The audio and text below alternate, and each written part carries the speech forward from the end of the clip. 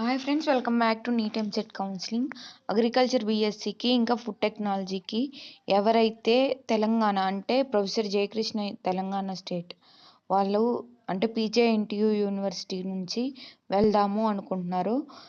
MPC streaming వాళ్ళకి మాత్రమే, BiPC వాళ్ళకి ఇంకా స్టార్ట్ అవ్వలేదు. ఓన్లీ ఎన్ని సీట్స్ వేకెన్సీ ఉన్నాయో చెప్తాను చూడండి.